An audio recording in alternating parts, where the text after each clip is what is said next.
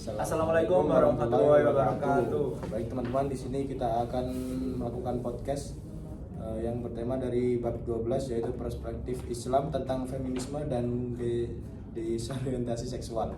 Di sini kita mengundang 4 narasumber, yaitu dari kelompok kita. Silakan untuk para narasumber untuk duduk.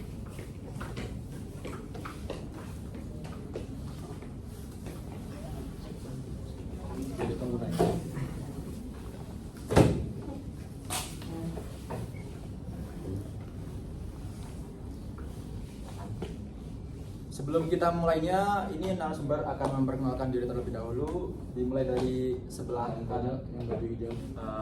Perkenalkan, nama saya Muhammad Najir Romadona. Dan saya Novel Irgi Febriansyah. Saya Isnain Fajar Dermawan. Saya Senior Rafa Yumna.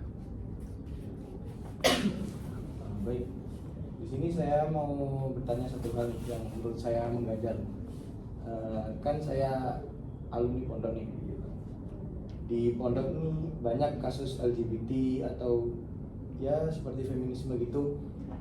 Pertanyaan saya, bagaimana cara mengatasi hal-hal tersebut jika kita dalam lingkup pondok?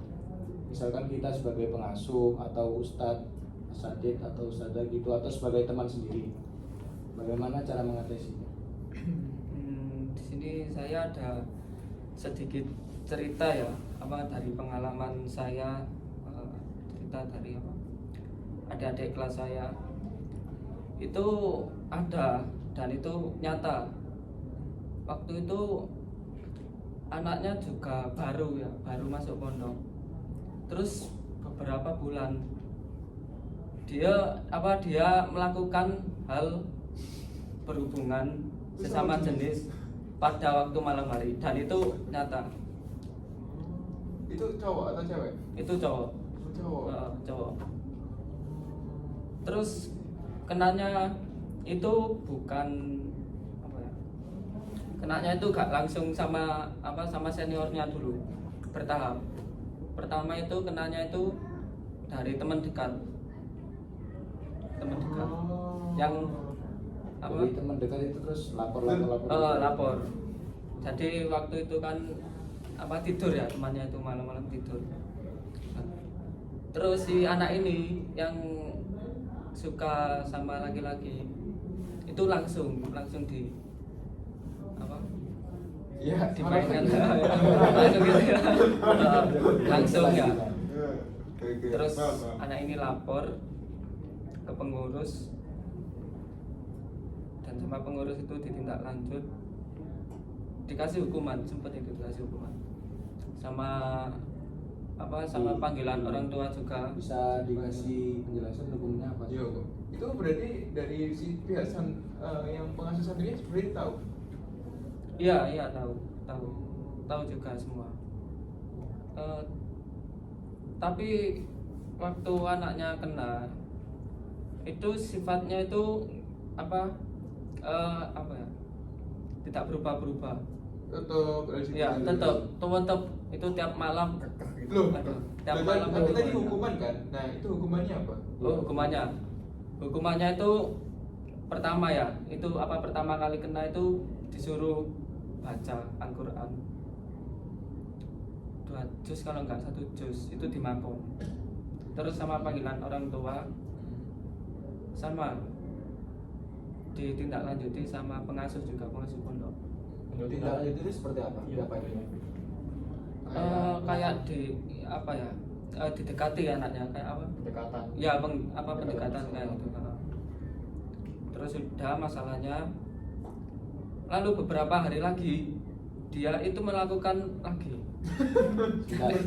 Kak mari-mari. Si pelaku melakukannya lagi itu dengan orang yang sama atau beda orang? Oh ya, itu gak satu orang aja ya. Jadi banyak. Jadi sasarannya orang empuk untuk orang ini itu biasanya itu yang muka-mukanya kayak baby face. Nah, itulah. Jadi ganda ganti. Terus banyak laporan. Kemudian yang terakhir yang paling parah itu waktu kegiatan kegiatan pondok ini masih berjalan, waktu itu loh, Ngaji. waktu ngaji kitab. Nah, itu yang menciduk itu teman saya. Itu waktu saya di pondok sudah dapat 5 tahun di pondok, jadi sudah lama. Nah, diciduk ya, terus anaknya itu ditarik. Enggak, gini. Pertama kan itu kan di kamar ya. Di kamar. Lah, terus di kamar ini kok gelap. Sedangkan yang lain ini masih menyala lampunya. Curiga, itu teman saya curiga. Apakah mungkin ada yang belum turun ya ke bawah untuk ngaji kitab. Nah, itu dibuka lawangnya, pintunya dibuka. Nah, itulah ada anak itu satu selimut. Oh. Sama temannya satu selimut. Nah, terus sama teman saya itu selimutnya pertama tarik. Ayo kamu ngapain? Anaknya kaget. Terus teman saya ini udah feeling mungkin ini melakukan berhubungan lagi sama jenis. Karena teman saya juga tahu ya sebelumnya kan sudah melakukan, tahu. Terus di situ yang nyidang bukan pengurus lagi, yang nyidang angkatan saya sendiri, itu 8 orang. Teman saya itu 7 bersama saya ya, 8 orang di situ. Nah, di situ kami sidang anaknya.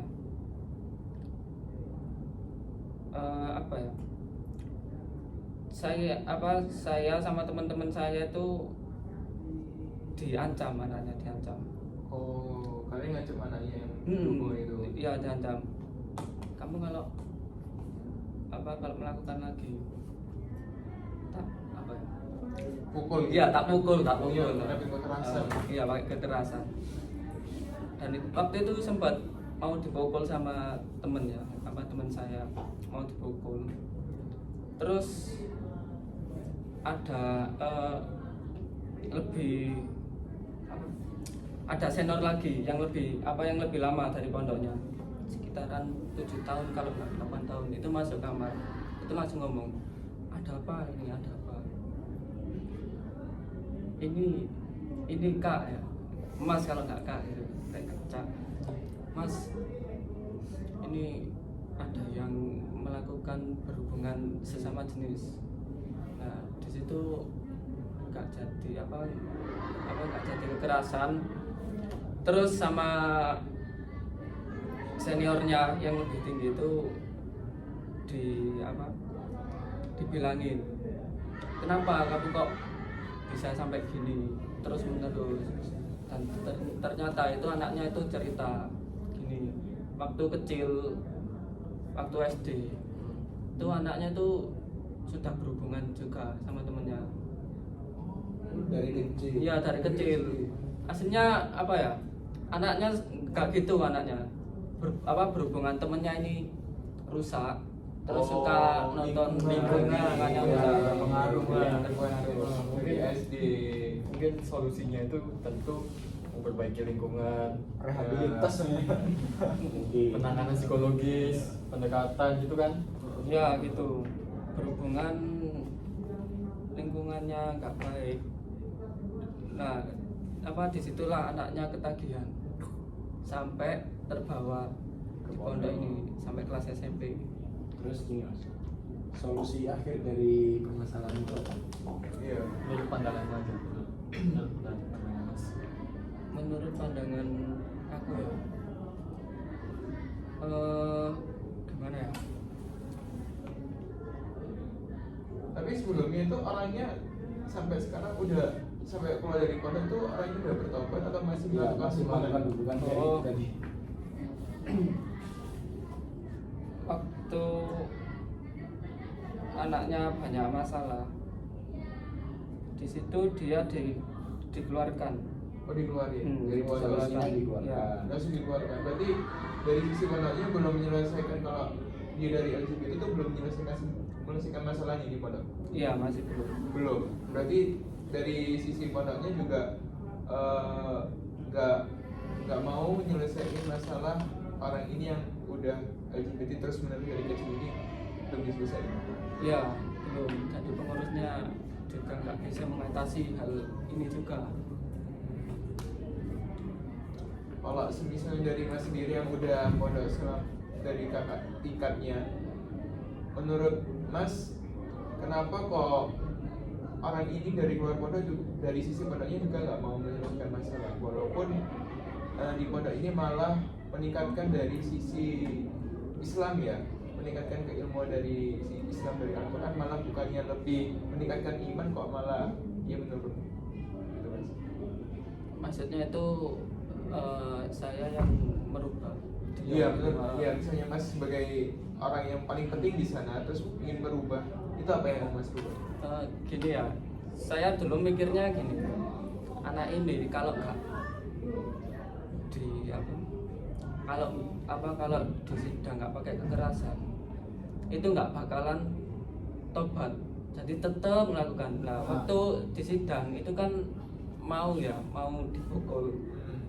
Ya, dulu waktu SMA kan ya mainnya kan cuma taunya pukul. Kalau ada masalah Pukul gitu. dipukul, dipanggil, dipukul gitu. Nah, saya juga mikirnya pas awal-awal tuh dia kan berkali-kali belum ada tindakan kekerasan biar dia jerah atau gimana ya. Oh, itu baru akhir-akhir itu baru diancam gitu loh. Kenapa nggak pas Dari berkali-kali awal ya? aja? Iya. Oh, dari pondok 2 kali 3 kali gitu loh minimal. Hmm. Dia dikasih apa atau kekerasan apa gitu biar dia nggak melakukan lagi. Mungkin dari pondoknya juga salah ya. Dari solusinya mungkin dari kita sendiri, dari orang juga harus, kalau dari SD itu dari ceritanya berarti kita benar-benar harus pintar-pintar memilah lingkungan yang baik bagi kita dan buruk bagi kita. Jadi nggak semua lingkungan itu baik gitu. Itu sih. Mungkin Baik teman-teman, kita langsung saja ke acara intinya. Yang pertama bisa ditanyakan dari Mas Raffi.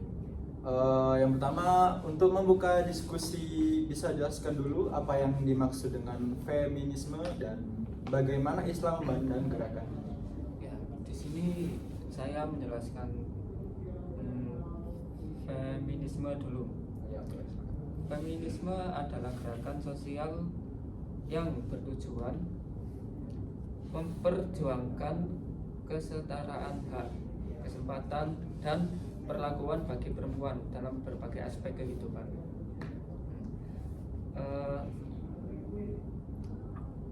Di sini inti dari feminisme adalah menghapus diskriminasi berdasarkan gender.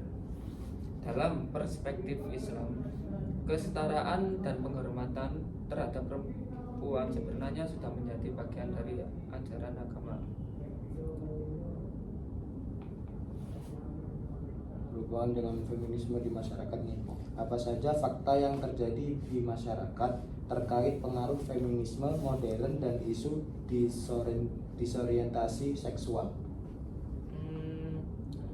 Beberapa fenomena sosial yang sering dikaitkan dengan perkembangan feminisme modern dan perubahan nilai masyarakat adalah: yang pertama, peningkatan kesadaran hak perempuan. Banyak perempuan kini lebih memahami hak mereka dalam pendidikan, pekerjaan, dan perlindungan hukum. Ini merupakan dampak positif yang disarankan secara luas. Yang kedua, perubahan pola keluarga dan peran gender. Pembagian peran dalam rumah tangga jadi lebih fleksibel. Meskipun hal ini juga memunculkan perdebatan terkait batasan nilai budaya dan agama. menurut Anda, apakah ada sisi positif dari feminisme modern yang masih relevan dengan nilai-nilai Islam? Ya, ada beberapa sisi positif feminisme modern yang relevan dan selaras dengan nilai-nilai Islam, antara lain yaitu yang pertama pemberantasan kekerasan terhadap perempuan, kemudian yang kedua hak memperoleh pendidikan, yang ketiga kesempatan bekerja yang adil. Oh gitu. Ya. Lalu ini, mengapa sebagian nilai feminisme dan gerakan LGBT dianggap problematis dalam Islam? Menurut saya sendiri awalnya itu kan nilai feminisme itu lahir dari sebuah filsafat dari bangsa barat yang awalnya dia tuh sebuah dari individualitis dan sekuler. Nah, di sini saya perlu menjelaskan beberapa bab. Ya, di sini saya bahas 5 bab. Yang pertama mengenai soal definisi kebebasan. Jadi banyak aliran feminisme dan LGBT ini tuh menekankan bahwa kebebasan penuh dalam mereka bergender dan juga berorientasi seksual. Nah, tapi dalam Islam sebaliknya, kebebasan itu nggak secara absolut, ada batas, moral dan aturan syariahnya sendiri. Jadi ketika ada nilai yang bilang seolah-olah saya itu berhak menentukan apapun tanpa batas, tetapi itu otomatis bentrok dengan konsep amanah dan batasan dalam Islam. Yang kedua, ada redefinisi gender dan seksualitas. Sebagian feminis modern bilang kalau misalnya gender itu bisa fleksibel. Nah, dan juga itu sebuah gender itu bisa dinegosiasikan. Gerakan LGBT itu malah lebih meluaskan definisi identitas seksual lebih luas. Sedangkan Islam melihat fitrah manusia itu punya struktur biologis dan peran tertentu yang nggak sepenuhnya bisa diubah sesuka hati. Semisal gender dalam Islam itu kan cuma ada 2, yaitu Allah menciptakan hanya pria dan wanita saja. Nah, tetapi dari LGBT ini malah memiliki gender-gender yang lebih banyak lagi. Yang ketiga, ada legitimasi perilaku seksual. Nah, ini itu Islam sudah jelas mengatur soal hubungan seksual, heteroseksual, pernikahan, tanggung jawab, dan juga batasan. Jadi ketika gerakan LGBT mendorong normalisasi hubungan sesama jenis, Islam secara prinsip emang nggak bisa nerima, udah pasti nggak bisa nerima. Tetapi bukan karena benci dari orang yang LGBT itu manusianya, tetapi juga dari tatanan-tatanan yang dianggap sudah ditetapkan. Yang keempat adalah model keluarga dan struktur sosial. Nah, feminisme ini tertentu menolak konsep dari keluarga tradisional yang membela sistem yang dianggap merombak peran ayah dan ibu. Kalau misalnya kita LGBT berarti kan kita punya, misalnya adalah gay, itu berarti kita punya 2 ayah. Nah, itu sudah merusak dari struktur sosial yang ada di sekitaran kita. Yang kelima ada sumber nilai dan otoritas. Banyak nilai feminisme dan LGBT yang bersandar pada moral sekuler kayak seperti hak individu, self expression, relativisme moral. Sementara Islam itu bersandar pada wahyu Allah. Kalau sumbernya beda, wajar kita memiliki temu titik yang juga berbeda seperti itu. Peran media dan internet dalam membentuk pola pikir masyarakat terhadap feminisme dan LGBT itu gimana? Kalau kita lihat sendiri, media dan internet itu kan sekarang udah banyak di tempat umum. Jadi peran media dan internet itu gampang banget untuk membentuk pola pikir kita atau masyarakat secara umum. Media dan internet sekarang kan jadi ruang utama tempat orang ketemu ide, termasuk soal feminisme dan LGBT. Bukan cuma lewat berita, tapi juga seperti film anak kecil, influencer, meme, musik, sampai komentar-komentar yang ada di media sosial kayak TikTok dan Instagram itu. Semua itu bisa pelan-pelan bentuk orang ngerti, nerima, dan nolak dari LGBT itu sendiri. Nah, media juga sering nyajiin narasi yang udah dikurasi, misal kayak film anak kecil yang biasa tahulah kita sekarang, kayak misal Cocomelon, sekarang udah juga sedikit-sedikit diselipi dengan adegan-adegan biseksual, LGBT, seperti ayah dengan ayah, terus tiba-tiba kok punya anak, kan itu udah gak masuk akal. Sudah pelan-pelan mengatur pola pikir dari anak kecil itu sendiri. Nah, seperti itu. Lalu ini, dasar hukum apa dalam ajaran Islam terkait perilaku seksual yang menyimpang seperti homoseksual? Nah, karena kita Islam, pasti yang pertama dari hukum Islam sendiri adalah Al-Quran ya. Nah kan Al-Quran juga beberapa kali mengangkat dari kisah kaum kita sebelumnya, yaitu kaum Nabi Lut. Nah, tindakan seksual sesama jenis itu udah digambarkan di kaum Nabi Lut itu sebagai perilaku yang melampaui batas atau yang disebut fahisyah. Ayat-ayat ini dijadikan rujukan utama bahwa hubungan sesama jenis diposisikan sebagai sesuatu yang dilarang atau haram. Nah, yang kedua setelah ayat pasti adalah hadis-hadis. Nah, dalam hadis perilaku seksual di luar batas syariah termasuk sesama jenis diposisikan sebagai pelanggaran yang membutuhkan penanganan hukum tertentu. Hadis-hadis ini bersifat lebih penegasan atas prinsip Al-Quran, termasuk penjelasan mengenai tata hubungan seksual. Yang ketiga adalah setelah bawahnya hadis adalah ulama-ulama terdahulu yang mayoritas ulama klasik seperti yang sudah sepakat bahwa homoseksualitas sebagai perilaku seksual termasuk kategori haram. Konsensus ini terbentuk bukan hanya dari teks tetapi dari cara ulama memahami struktur keluarga, ketertiban sosial, dan definisi fitrah kita sendiri. Apa dampak jangka panjang jika disorientasi seksual dinormalisasi dalam masyarakat? Dampak panjang itu sangat banyak sekali. Salah satunya itu juga kerusakan tatanan dalam berkeluarga, dan juga menurunnya angka kelahiran karena kan Suka lawan jenis itu? ya juga tidak suka sama jenis ya? suka sama jenis, tidak ada istilahnya kalau dalam Islam itu menurunkan kredibilitas dalam sebuah keturunan.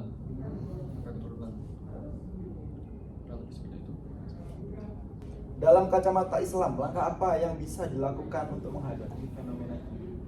Dalam kacamata Islam, fenomena disorientasi seksual, seksual dan transgenderisme umumnya dipandang sebagai penyimpangan fitrah atau kodrat manusia dan diyakini bertentangan dengan syariat. Oleh karena itu, langkah-langkah yang dianjurkan untuk menghadapinya baik di tingkat individu maupun masyarakat berfokus pada pencegahan, penguatan keimanan, dan rehabilitasi bagi yang terlibat, bukan normalisasi. Contohnya penguatan individu atau benteng keimanan. Langkah paling dasar adalah memperkuat kualitas individu agar memiliki ketahanan spiritual dan mental terhadap penyimpangan.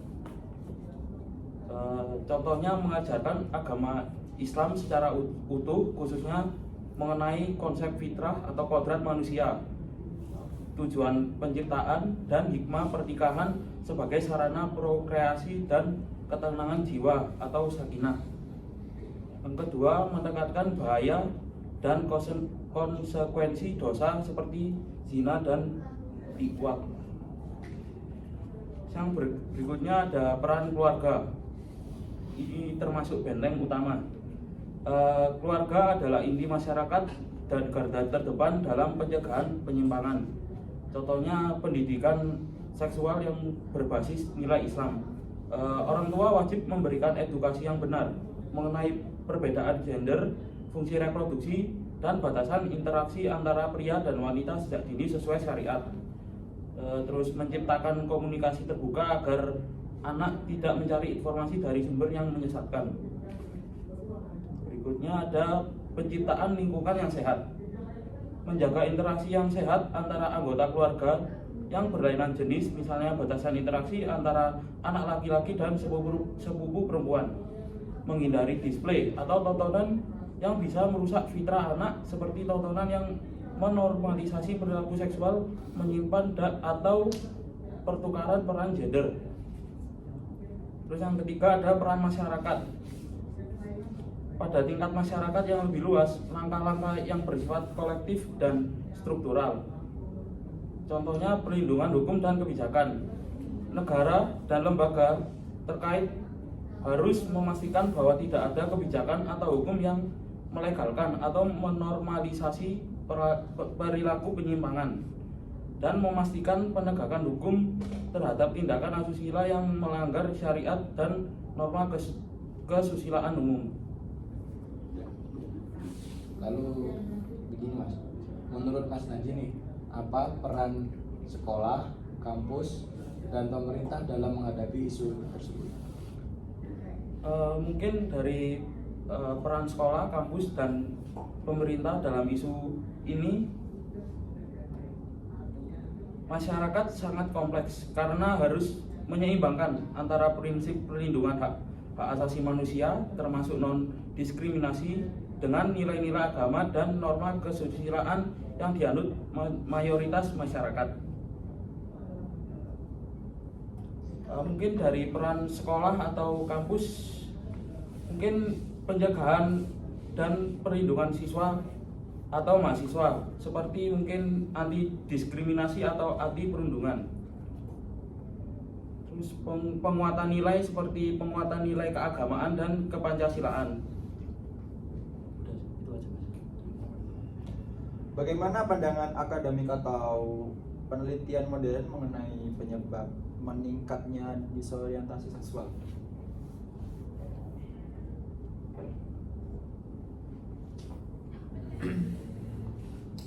Kalau misalnya dari sisi ilmiahnya, sepertinya karena dari perkembangan zaman ini semakin nggak tahu ya kenapa kok tiba-tiba dari misalnya kita tahu lah dari beberapa kota semakin modern ini lebih banyak orang-orang yang lebih suka sama jenis, misalnya kayak di kota Jakarta ataupun Bandung. Kalau dari sisi ilmiah mungkin yang saya ambil, semakin kota itu berkembang berarti semakin juga mereka berarti kan postingan-postingan dari media sosialnya kurang disaring.